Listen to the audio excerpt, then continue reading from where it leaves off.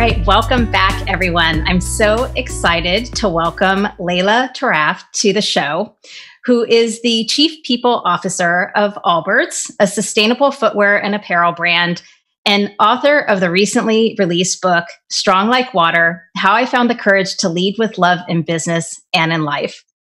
Laila, I'm so happy to have you joining me today. Thank you for being on. Thank you, Kathy. I'm so happy to be here. So before we get started, let me properly introduce you to Laila. Laila Tarraf is a senior human resources executive with over 25 years of professional experience. After graduating with her MBA from the Haas School of Business at the University of California at Berkeley, where Laila and I met, she became one of the founding team members at Walmart.com. She then served as Chief People Officer at Peet's Coffee and Tea, an iconic Bay Area premium coffee company. And as I mentioned, is currently Chief People Officer at Allbirds. She is also a trusted advisor to entrepreneurs and investors and is a regular guest lecturer at Berkeley Law School. So first, Laila, I want to say that your book is beautifully written and you're so generous with your vulnerability in sharing your personal story so that we can all learn through you. So thank you. And in the book, you talk about your personal transformation and your professional transformation as a leader. And I think it's so relevant right now in terms of what people are looking for in leaders, especially coming out of the pandemic. My hope is that your enlightenment will help other professionals recognize the changes they can make to become better leaders.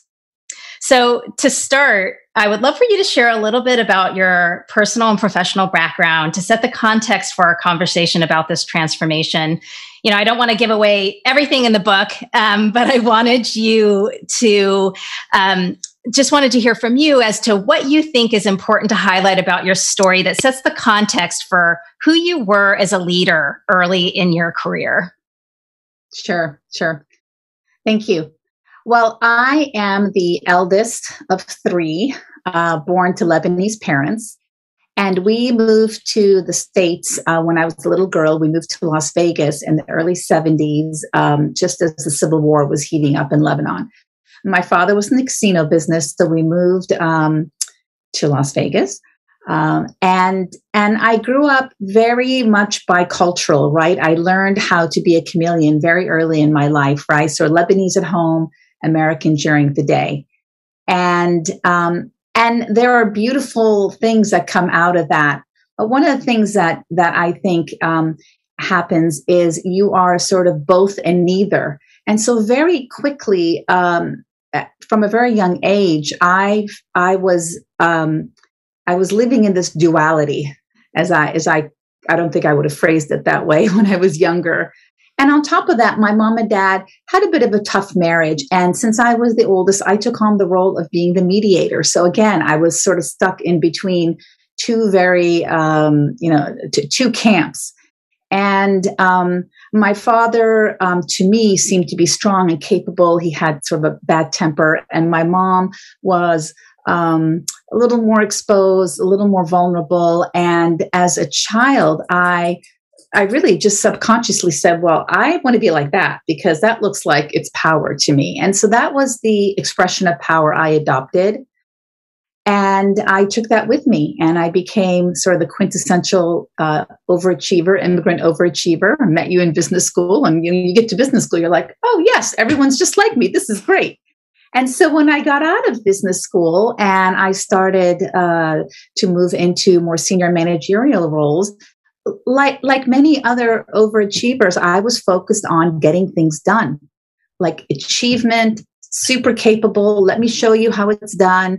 And the bigger the problem, the better. And the faster I can solve it, the better. And so that's really how I held myself at the beginning of my career, that my value came through my achievement of things, of getting things done.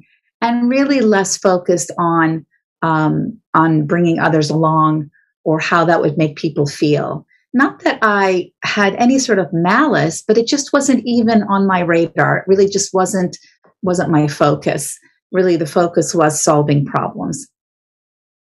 That's great. And you talk about that early in the book where you share during your time at Walmart.com, like you were, as you said, I said you were tough in my own language, but really you're saying it a little bit more clearly, which is like kind of achievement focused.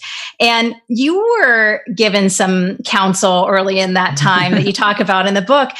But I'm curious, even from your perspective now, looking back, if you were to give yourself some leadership advice at that stage, because you just said it wasn't from a stage of malice. It's just like I wasn't aware. So, from a context of, looking back then and also for the benefit of other people learning to be leaders early in their careers, what advice would you have given yourself back then? I think the same advice that I got from that CEO who basically said to me, the point is not getting things done, it's bringing others along. But that saying that the teacher appears when the student is ready. Yes. You know that saying. And the challenge is if it's a blind spot for you, then you need to hear it a lot of different ways before it resonates. And I guess what I would say to people who are starting their career, if you're going to be in any sort of leadership role, that's a lesson you're going to have to learn. And it feels very weird at first, right? Because what enables you to be successful in the first half of your career is by getting things done, by accomplishing things, by being credible, by becoming a subject matter expert, going to business school, going to graduate school. And then at some point, you have to shift your lens from me to we, as I call it, and really be there for others, to be a mentor, to be a servant leader. And that's a hard switch because you're like, but look at where I've gotten, focusing on myself and what I can deliver. If you continue to do that, then usually you're not a very effective leader, because in the end, it should be, 90% on your people and what they can get done, percentage wise, versus the other way around. And that's the journey we all take in our growth as leaders. I really appreciate that distinction and the calling out that like there is a moment in time where it shifts, because there are a lot of people that I talk to who are in senior leadership positions and they really think they have to have all the answers. And if they don't, they feel like the perception is of people around them that they don't know what they're doing. And then they start to equate it to imposter syndrome. I'm a fake because I don't know what I'm doing and I don't have all the answers. And it just seems like it's perhaps the incorrect mindset. And it puts us a little bit in a bind, because it's almost like a downward spiral, because you start to behave in a way that really isn't consistent with who you need to be in that moment. So I'm curious if you have some thoughts on that. I think that's absolutely right. And also what that does is it prevents you consciously or subconsciously from hiring people that know more than you. And because you might feel threatened, right? So in order for you to build the best team ever, you just need to get the best people at whatever you're looking for. And if part of your filter is, oh, but I need to know more than them, then you're already you're already tamping down the opportunities for that team. In the book, I wrote about this when I came back from my 1 month off, and my team they basically filled in all the gaps of what I'd been doing the first few weeks. I'm like, oh, okay, you got that, okay, all right. And I thought, oh my gosh, did I just work myself out of the job? And what I realized, no, I then could elevate. And if you don't value those skills, which are largely invisible, which is sort of removing the obstacles, greasing the skids, having the side conversations, enabling things to happen, those are the skills of truly great leaders. And usually they're invisible. And you need to value those, because if you don't, you're going to go right back trying to actually execute on things. Yes, I'm glad you mentioned that moment in the book. I loved that observation that you made when you went back and you realized this notion of, again, just as you said, you were able to elevate and really take on those other elements of leadership that are really important. So So I wanted to go back to the book, and you write about 3 significant personal losses: the deaths of your husband and mother and father in the span of about 5 or more years, which put you on this journey of self-discovery. And you really did the personal work, and it is work of transformation. And you were chief people officer at Pete's at the time that you experienced all that loss. And you share how you evolved as a leader and became more emotionally available, earning the name the Velvet Hammer. And you say, letting go of my hero persona was what finally allowed me to bring some softness and vulnerability into my work, to start to show up more authentically. So I was wondering if you could share a little bit more about how did you see that manifest in like who you were being in the office? And importantly, also, what was different for you operating from that space? Good, really good question. I mean, it was very subtle. I wish I could say I woke up one day and I was, this different person. Also, I didn't have a really tough top note. So it wasn't obvious that I was avoiding hard conversations. I would just sort of skate by them, right? How it changed was I realized I was avoiding the uncomfortable, hard conversations and sticky situations by over-focusing on the problem that needed to be fixed. So as I started to develop the ability to stay with that discomfort, I built my emotional resilience, and I just made more space for those challenging conversations. Whereas before I would have just sort of cut them off. I'm like, you're just not looking at it. Here's the answer. And that may have been true, but that wasn't the point. I started paying as much attention to the context as much as the content, right? The feelings that were either being expressed or repressed, the body language.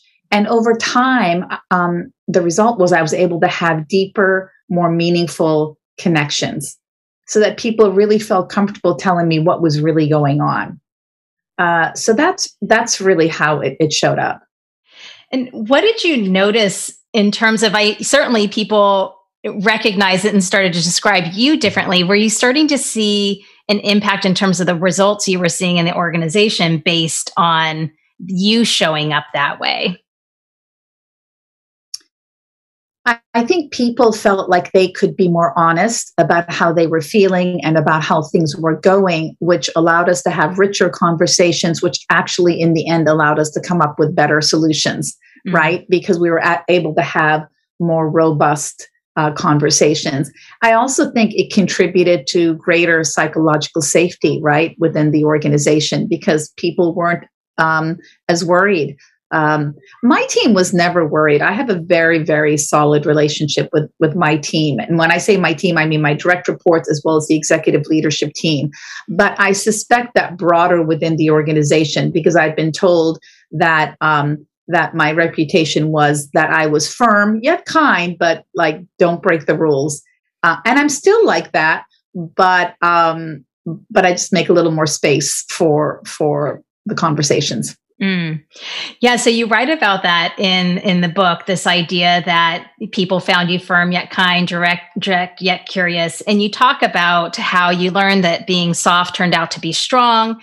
In reading Bob Iger's book, he, in The Ride of a Lifetime, he also talks about this notion of being kind, not nice.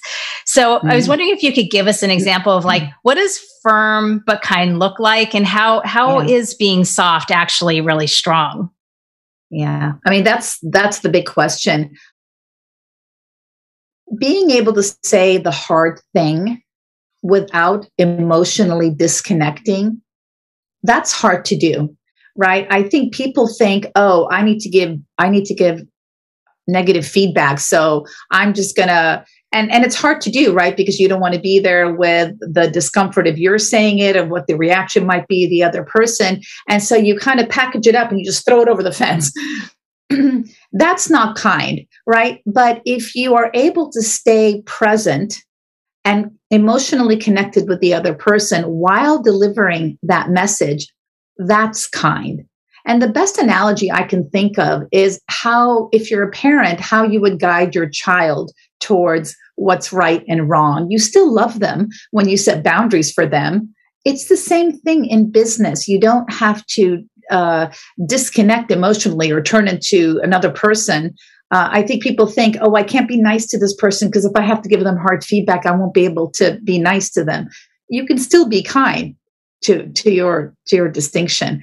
And how soft is strong? I mean, that goes to everything we've been talking about over the last year in terms of vulnerability, right? It takes courage to stay with the discomfort, to say the thing that you know might be triggering for people, and showing a little more of yourself. And so in that way, what is soft, vulnerability, becomes true strength.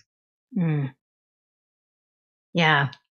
So I was also curious, Laila, how it felt to make this shift. So you said and shared earlier, like in your career, you met typical measures of success, kind of checking off the to-dos, driving for productivity, problem solving, getting those results. And you were recognized as having potential, got promoted, earned big jobs. Does success, and I don't even know if that's the right word, to be honest, like, does it feel or look different as a heart-centered leader? I think, I still love to achieve big, audacious goals. It is always something that kind of gets me going. I think the biggest difference is that now I'm much clearer that the real success is doing it together as much as possible. Like that's where the real joy comes in. Because if you get to the mountaintop and you've left a trail of dead bodies behind you, not so fun, right? And I'm just very clear now, not everybody is going to make the journey, but even if you part ways with folks along the journey, if you do it in a wholehearted way that leaves them whole, where it's just a natural, coming apart, I think that's what real success is growth without losing your humanity.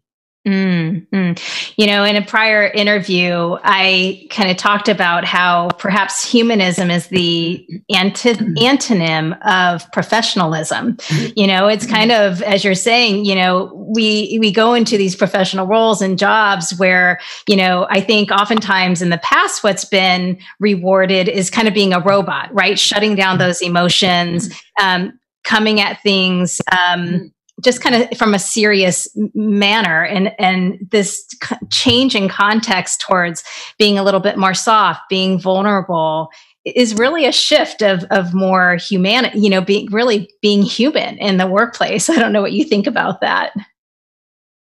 Yeah, it's interesting, right? Because we started saying, bring your whole self to work, gosh, a dozen years ago or more.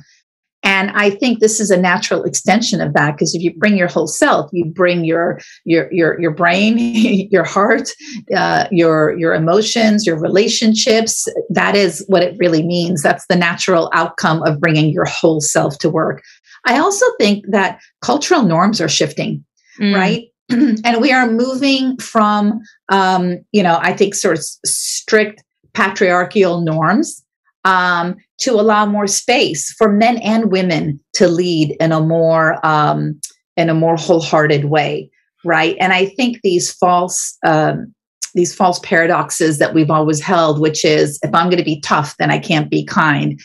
I think we're recognizing that really they are false paradoxes. That really the magic and the art is how you combine them, and how you infuse your strength with softness, and how you infuse your softness with strength. And it's going to look different for each one of us because we're different people.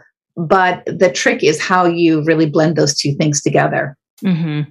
Yeah. And I loved how in the book you really talk about these different paradoxes that, exist in many measures. But I did want to ask you about this whole notion of bringing your whole self to work, because, when I think about sustainable ambition, I think an important part of it is the workplace. And yet most people don't have a lot of control over their workplaces and where they the environment and culture of that.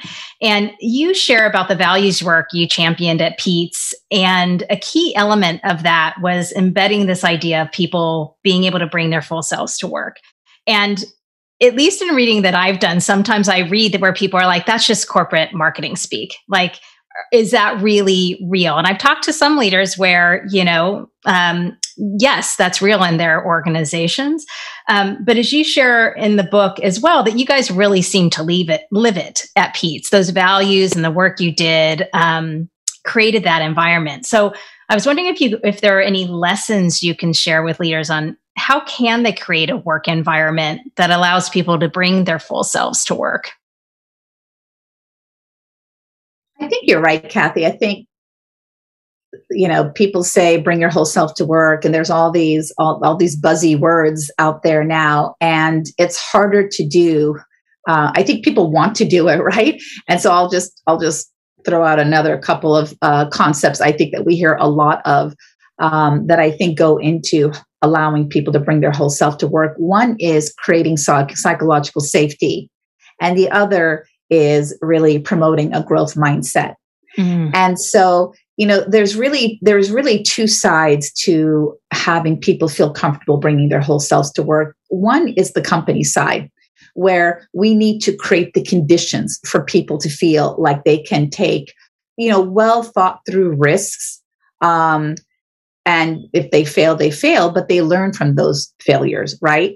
And being able to build enough trust so that they feel they can do this. And then on the people side, it's really championing and embracing a growth mindset so that people can get comfortable with really pushing the boundaries and failing so we can grow and learn. So there's a piece that the company owns, and that comes through leadership. The founders, the CEOs, they set the tone for the organization. And so if they're not behaving in a way that will promote psychological safety, it's not going to happen. That one is definitely top down. It's not even an HR thing. HR can champion it, but if the leaders don't embody it, it's not going to happen. And then the other is on the people side, that every person needs to have a little courage and have this belief that that they can grow by pushing the envelope and making mistakes. It actually takes more courage to sit with discomfort, right? Examine it, and from there make a judgment and decide how to move forward, than to avoid the short-term pain of that discomfort. That has been my biggest learning. Yes, you have shared that now more than once, this notion of like, it's courageous to sit with and go through as opposed to avoid. And I think we think that it's courageous putting the shield up, and protecting ourselves from things. And what I'm hearing you say, it's really much more courageous to actually be with it. That's right. And on the company side, you need to create the environment where someone can feel safe enough to be able to do that. So if someone admits a mistake, if you come down on them hard and personally, well, that's not going to encourage them to do that again. So again, it's a reciprocal relationship.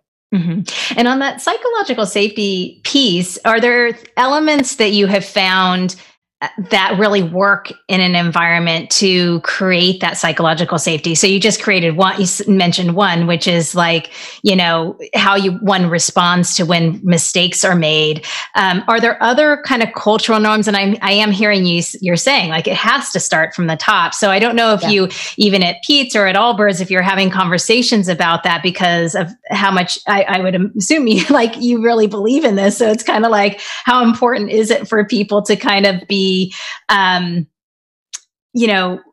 sure you champion this. So if you're not seeing it, are you having conversations about it or actions that you've taken to kind of really kind of create that psychological safety within organizations? I do. It's hard to do. I talk about it all the time. Some of the behaviors are that the leadership is approachable, that you invite feedback, that you actually model the openness and the vulnerability that you're saying you want others to see. and dropping your facade, being accessible. Those are the types of behaviors. And not all leaders, are fully formed. So it's a process, right? It's giving feedback, having them hear it, having them shift, coming together as a leadership team. That's the journey.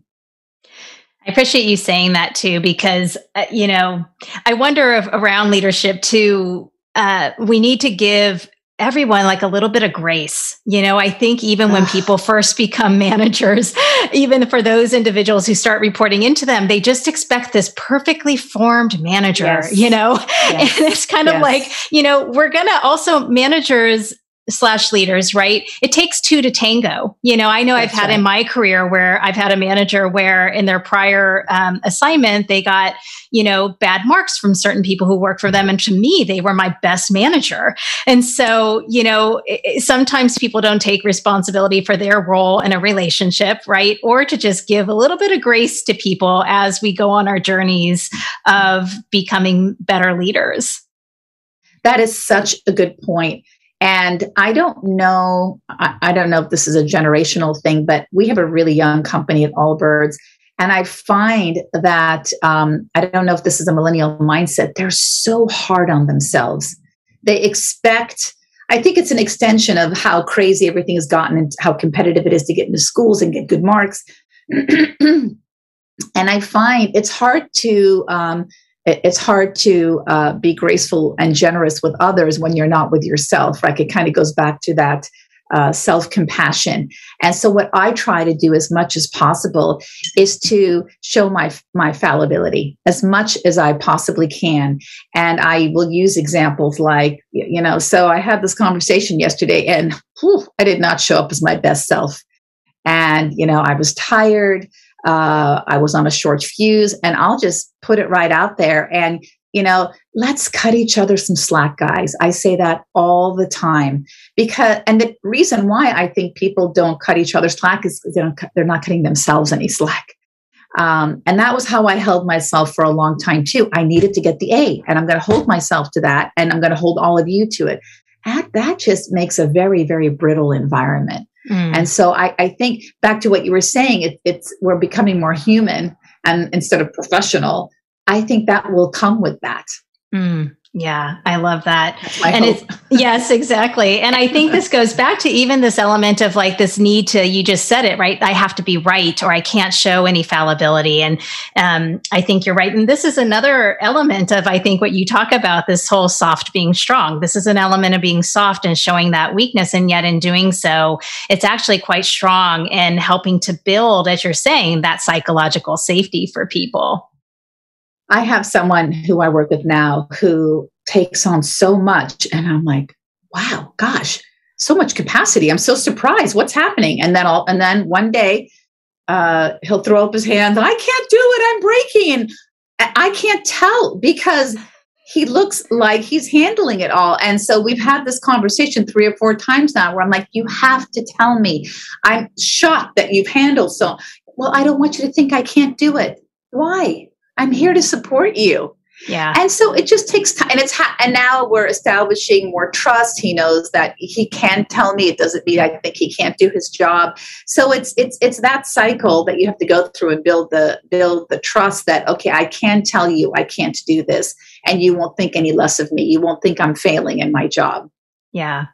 Well, and part of what you're describing, is this living a little bit more in your heart. And, you talk about this interplay in the book between your head and your heart. And, you had a couple of quotes in the book that I really love. So you had a quote from Michael Singer, the mind is the place where the soul goes to hide from the heart. And then you talk about your coaching instructor who said, and he was talking to you, your head comes to the rescue of your heart. And that probably happens to a lot of us. And then you note in the book that you learn to bring the head and heart together, allowing you to live wholeheartedly and bring your full self to work, as we've been talking about. And, for you, these moments of loss and grief really served as learning experiences, and you took the opportunity to deepen your learning about yourself and grow. And I'm wondering, without that as a trigger, although one could say like the pandemic could be a trigger for all of us. Are there ways you'd advise leaders? Because we're talking about it's a journey. How do you learn? How do you start to open up your heart and not just be in your head? And I know you just said it's not an easy thing and it is a journey, but how does one actually start to unpack this, almost like uncover one's heart? Or how do you start strengthening your heart muscle, if you will? Yeah, it's such a great question. I don't know that I have the answer. I have thought about this a lot, and I think the first thing I would say is to try to notice where you're getting stuck, where there might be some dissonance between your head and your heart, where there might be tightness in your chest. When we allow our minds to override the other signals coming from within us, because we've got wisdom within our bodies, right? Our emotional intelligence, our somatic intelligence. Your body will tell you, your heart will tell you. You just have to quiet your mind to be able to hear those signals. And that's what mindfulness is all about, right? So which is why it's so hard, quieting the monkey mind. So whatever that looks like for you, whether it's going out and walking in nature or sitting and being still or reflecting back on a situation that didn't go quite the way you wanted it to go, and then recognizing the pattern of what is happening. It's noticing. And then when you reflect and notice, allowing yourself to stay with the discomfort, you might notice like, oh, that didn't go well. Okay, let me be off. Hold on, stay with it, be a little uncomfortable. Maybe an insight emerges, maybe it doesn't, but you are deepening your ability, right, to self-reflect and self-observe. And then again, I go back to, and do it with as much kindness and self-compassion as possible. Because if you're berating yourself while you're doing this, if the inner critic is on full tilt, you won't change. You're going to hold on to that belief, because, and I said this before, the story we've made up about ourselves, it's just a construct, but we don't know that. We think it's us. We think it's our identity. So you're holding on to it because you think if you kill it, you're killing part of yourself, but you're not. It's just part of our ego construct, right? And it's a blind spot. And once we get through it, you're like, oh, that wasn't me. Okay, that doesn't serve me anymore. Let me put it down. But that takes work to notice, to stay with it, to recognize, I'm going to shift a little bit here. And we don't know what those unlocks are going to be. So you just have to kind of explore. Yeah. And it sounds like, staying with things, a constant theme on this podcast is kind of pay attention, yes. Be present with things, as you're saying, don't just rush through it, actually kind of sit with it and see what the learning is. And I think it's so important. Part of what's coming up in this conversation too are these constructs, these constructs that we either have for ourselves or that society puts on us. Yes. As you're saying, like these cultural shifts that are starting to happen in terms of how we're starting to also look at like what the work environment can look like or who leaders can be. And it takes really challenging those constructs and norms to kind of have a breakthrough. So I think that's really important, especially now as we come out of the pandemic. Absolutely. One of my co-CEOs, he and I, we've rumbled, as Brene Brown says. And I'd say a year ago, I was like, oh my gosh, I don't know if this is going to work. And a year later, I can tell you it's one of the best professional relationships I have ever had, because we did rumble and we came through it, and he gave me feedback and I gave him feedback, and I was vulnerable and so was he. And I can see us having better and better conversations, because I feel like we can be really open with each other and vice versa. But you don't get there day one. You have to travel the path with each other. Yeah, that's so important to say too. Like again, we kind of like think so many things in life. I think we just assume we come out of the box this way, or we should just immediately, and we forget about the growth journey. And that's even with a relationship, right? So that's really, really important. Well, so one of the other things I was wondering about was, counsel you might have to share with people during this time of both grief and trauma of the pandemic, both for individuals and leaders.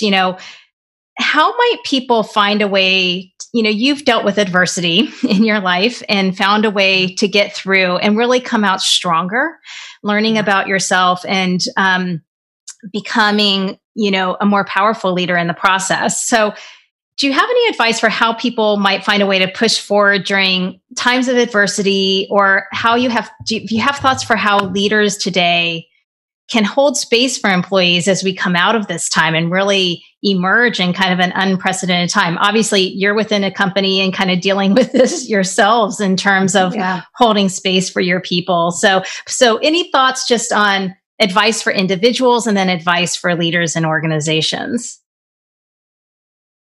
I mean, from the company perspective, what's been so challenging about this is everyone's experience has been so different within the pandemic because everyone's personal situation is different. Some have felt isolated because they're single at home. Others have young children and are struggling with the work-life balance. Others have been furloughed. So it is hard to come up with a one-size-fits-all. So I think the key from a leadership perspective is to be flexible and empathetic. And, again, it's back to you want to be principled. You don't want to have 100 exceptions, but recognize that there are going to be situations that are going to require some flexibility, and how you hold that duality is really important. I think it's going to be a process for all of us to go back into the office. And I think it's going to require us to really build our resilience. What I'm doing, I actually just hired someone who came out of my coaching community, and she is going to come in and do 3 workshops that really focus on, she calls it building adaptive resilience. And it's one part mindfulness for greater clarity. It's one part really encouraging flexibility in thinking. Because now it's like, I can't go into the office. I don't want to be around someone, right? We're a little bit in a fear state. So how do we start shifting out of that and get a little more flexibility in our thinking? And then the last one is, how do we remember how to create connections so that we can rebuild trust? I think those are important things for us to be trying to do now. The pandemic has shown me that everyone's relationship with safety is so different, right? And we have to empathize with what that is. You may not agree, right? And I hate that it's become this politically divisive thing. So I don't know if that gives you. I don't have the answer, but those are the things we're paying attention to, which is, how do we build resilience? How can we be flexible while at the same time trying to be principled? And meeting people where they are. Yeah, no, I think that's great. And I think, I'm hearing that from some others as well, that it's really important to kind of listen to your employees, ask them what they're needing, not making assumptions. And that's like, as you just said, like meeting people where they are. And I love this idea of building resilience. I even talk about just overall with sustainable ambition, this idea of like, it's not about building work-life balance. It's really about building work-life resilience and building that resiliency in oneself. There's multiple elements to that. I think it's wonderful that you're investing in people in this way and really giving them the support to kind of look at this. Because, I was just saying to my husband last night, actually, I said, people kind of make this assumption we're just running back to the office. And I'm like, it really seems to me that we should be phasing this, because people are so traumatized and kind of burnt out right now. They don't have the capacity to take on what it means to kind of go back in, and the amount of energy it's going to take to kind of readjust to a new normal. And so whatever that normal is going to be. So I appreciate that you're both, it sounds like, taking it one step at a time in a way, but also like providing the support, being proactive, and like knowing that people are going to need support as they transition back. Absolutely. And we have a very long glide path through the end of the year. We're inviting people back in July, but we're going to be very flexible until we get to September. And even then, we're still only requiring people to come in 2-3 days a week until we get to January. And so it's like, you've got the rest of 2021 to sort through this. Mm-hmm. I don't know why you do it any other way, to be honest. You can't fight it. There's a natural sort of energy happening now. And I think to do it more aggressively, you're just swimming upstream. Right. Well, before we close, I wanted to ask you a couple of other personal kind of questions. Well, they cross over between personal and professional, but one was around taking time off. And I don't think I'm giving anything away by saying that you end the book with you and your daughter, Nadia, taking a year off and living in the south of France, which sounds phenomenal. And you also write in the book, we all need space to know how we feel, and I think that's really important too. And, from my perspective, sabbaticals can be taken for different reasons, but I'm curious, like as a chief people officer, what do you think about people taking time off, taking pauses? It's something I talk about around sustainable ambition. And I think it's important these days, but I also still feel like it has some taboo in the corporate world. There was a gap in your resume, whatever it might be. And yet we all work so hard now. Like it's almost crazy that we don't take time off, because who's working a 9-to-5 job? I mean, some people are working multiple jobs, unfortunately. Yeah. But I'm curious of your perspective on taking pauses.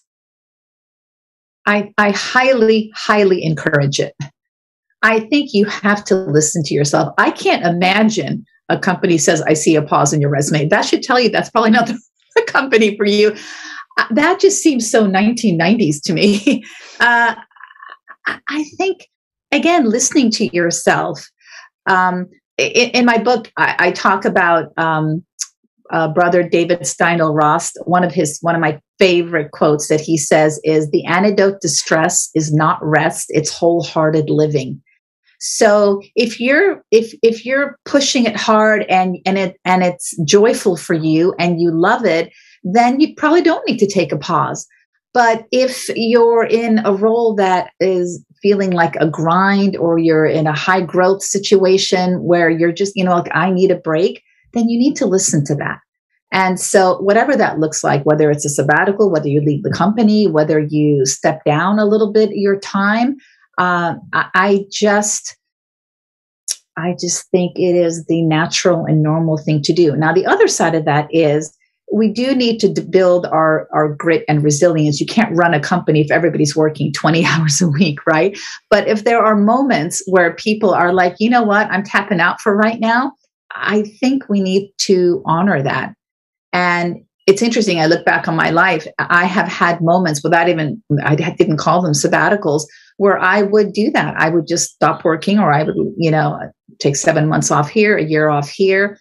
And I think that it has not hurt my career, and I think it has sustained me professionally and personally. Yeah, that's great. Well, I hope more and more leaders take your perspective on it. And I think they will. Yes. And I think it's an important thing to realize, like, pay attention to those companies that are reacting to it that way. A final question I had for you, you've been a single mother with a very successful career and personal life. And I don't know if I'm right in this, Laila, but my interpretation in reading the book was that even with the ups and downs you were going through, you carved out times for friends, perhaps, personal health and growth. And perhaps that was also your way of building some resilience for yourself. But I'm curious what's worked for you over the years to achieve what I might from the outside call sustainable ambition. Like, how have you been able to kind of achieve this for yourself? Such a good question. I've thought about this a lot, and I think there's a few qualities I've developed, or maybe I've always had and I've honed, but I just never think about giving up. I think it's the byproduct of the super capable persona that I have held for so long. But it's not like I feel like I want to try and convince myself not to. It's just that I never actually really do. If something is important to me, I really care about it, even if it takes years, like writing my book. Now, if I was on a deadline and I had to, that would have been, I think, a much more stressful process. But once I started doing the work to get my story out from beginning to end, I mean, was 6 years. If you really think about when I first went to a writing workshop, and I only wrote for probably 2 years, but I just never let go of the idea. And so, or even moving abroad, I thought about moving to France for 2 years before I finally did it. And so I think about things for a long, long time. I realize that's my process. And I'm digesting, I'm ruminating, I'm turning it over. And then when I move into action, it looks like I move fast, but you didn't see the 2 years where I thought about it. And so, I do think I have a growth mindset. I don't really see setbacks as failures or defeats. It's just something we need to work through. As I've gotten older, I think I am just more grateful for, and I recognize the gifts that we all have. I was an older mom, so I have always been so grateful for having my daughter, and I'm really lucky because she's pretty easy. But again, I talk to friends that are like, well, not always easy. And so again, I reframe things to the positive part of the good and the bad. And I even when bad things happen, they don't stick with me. I eventually find the silver lining of the negative situation. So when I think of my life, it's like, yeah, there's been a lot of things that have happened that I didn't make great decisions. But in the end, it ended up being a learning opportunity. I think that's, being curious, being a lifelong learner. I think those are all things that go into it. I see the same qualities in you, by the way. I always have. Oh, thanks, Laila. Well, those are great things for people to kind of acknowledge and kind of nurture in themselves. So thank you for sharing that. And this has been a wonderful conversation. Thank you for being on with me today and writing this beautiful book and sharing your personal story and lessons with all of us. I really encourage everyone to get the book, Strong Like Water, How I Found the Courage to Lead with Love in Business and in Life. And Laila, where can people find you to keep in touch or to learn more about the book? You can go onto my website, which is lailatarraf.com, and you can find the book at your local bookstore or online, Barnes & Noble, Amazon. Hopefully it's everywhere. Yeah. And I will capture all of that in the show notes for today's episode. So Laila, thank you again for being on. I really appreciate it. Thank you, Kathy. Find more inspiring interviews and get show notes for this episode at sustainableambition.com/podcast. Make sure you don't miss an episode or my insider tips, guides, and tools by signing up for Sustainable Ambition Forum, my twice monthly newsletter. Sign up at sustainableambition.com/subscribe. Thanks again for joining me. Speak with you next time.